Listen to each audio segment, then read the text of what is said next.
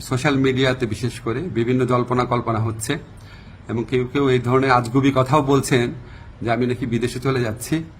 আমি সবাইকে আশ্বস্ত করতে চাই যে এই ধরনের কোনো পরিকল্পনা এমনকি চিন্তাও আমার মাথায় নাই।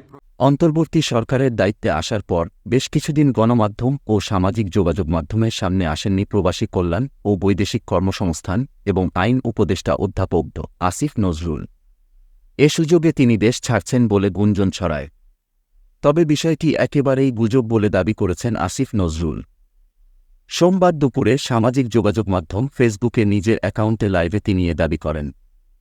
এই উপদেষ্টা বলেন, আমি কেন মিডিয়াতে অনুপস্থিত এ নিয়ে বিভিন্ন ধরনের জল্পনা-কল্পনা হচ্ছে।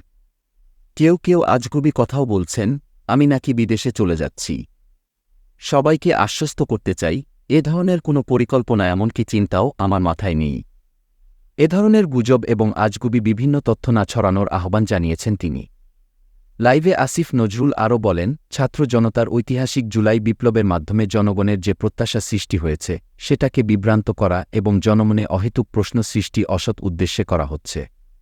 তবে এটা ঠিক আমি মিডিয়াতে একটু কম আসছি, কারণ আমার অনেক কাজের যদি অগ্রগতি হয় সেটা আমি জানাব।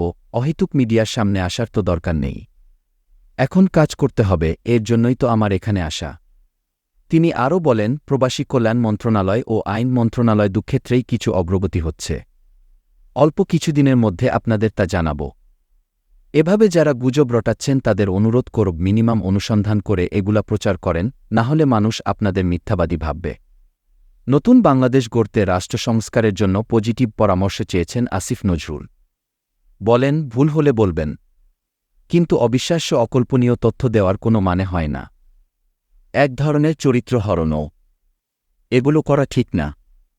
সব বিভ্রান্তির অবসান ঘটবে বলে আশা করি।